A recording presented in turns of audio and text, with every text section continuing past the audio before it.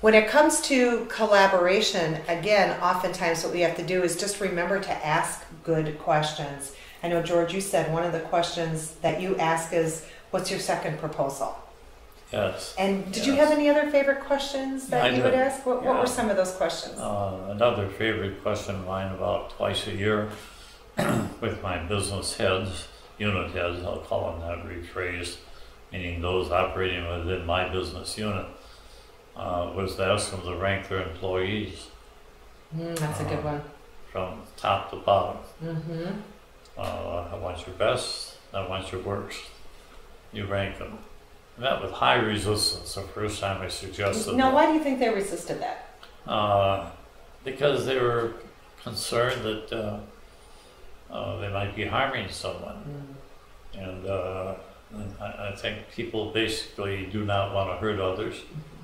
And they're afraid that if my name ended up on the bottom of the list, something would happen to me. So how do you get them over that? You get them over it by saying, what are we going to do with that situation? Tell me about it.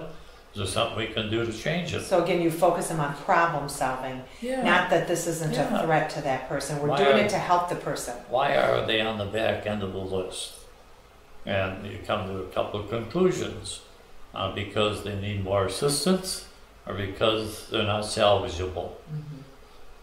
That's simplifying the process. So we'll get asking the questions, do we need to coach them more? Do we need to train them? Exactly. Did they get the assistance they needed? If we spent more time, would they come up to the standard that we want? Yeah. You know, I've noticed this with you, George, because you're the chairman of the board of Biz Remedies, and I love to work with you because you ask me good questions. When we talk about the initiatives I'm working on, you walk me through a series of questions to make sure that I thought through those things. And I noticed that you do that with me, and I'm certain that's what you've done your whole life because it seems so natural to you. But I really appreciate that because that raises my level of thinking, and then I carry that on again to the next project or initiative. Yeah, we fired very few people as a result of that.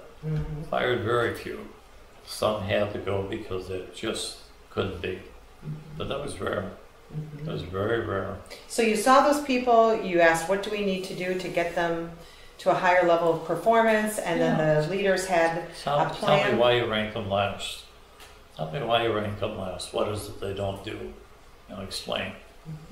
And they had to do that for me. Is that fixable? I mean, can we do this or whatever it was to change that? If the answer came back, I haven't tried that. Let's try it and see what happens. In some cases, it wouldn't have been good. We did leave some people go as a result of that, but very few, very few. That's great. That's great. That really is an example of collaboration. Now, if you look on the screen right here, you'll see some other questions that we have. What do you think is needed? How will we reach those goals? What are our key initiatives? Who'll do what by when? What's the return on investment for this resource? You know, don't we find that employees are always saying, well, we need this, we need that. Or if we'd only had a new computer, or I think we need a new intranet system, or we need new cars. You know, I'm just saying, we'll do a return on investment analysis and let's see if it makes sense. If it's going to pay for itself, we'll take a look at that, right? Absolutely. Instead of saying yes you can or no you can't, which would put you back into that dictator leadership style again, right? Yeah. Show me why we need it. Show me why we need it, exactly. Show me why and show me the return. What's the business? What's the business case? You start on that level. If they don't know how to do that in the beginning, they will eventually learn to do that because you help them in doing that. Right. And now when they bring it to the door, they've thought of all these other little pieces maybe they didn't the first time they came through the door. That goes back to the, give me, what was your second alternative? Goes back to that logic again. See, and it's so easy to talk about this concept of, you know, the power of collaboration and, you know, but when it comes down to now somebody wants something, it's so easy, I think, for people to take that control back and say yes or no. But if you don't give them the resources they need to meet the goals, you've taken the power away from them again, and you're no longer collaborative or creating a collaborative culture. Again, when we go back to this Gallup research that was done to 10 million employees, that was one of the things that was brought up in this research, is employees said, they're asking me to meet these goals, but they're not giving me the resources that are needed. So when we say if you need a resource, do this return on investment analysis. If it makes sense, we'll talk about it. And we're going to teach a little bit later on how to do that. Now, another comment I'd add, run your company with an open door policy. Mm-hmm.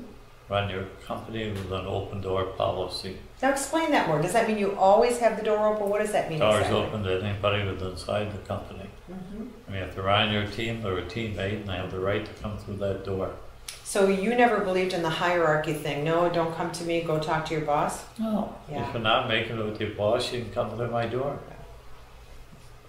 Now, I know... I'll then make the decision as to whether your boss is right, or you should bring the boss in and the three of us will talk about it. Even better, right? Yeah, even better.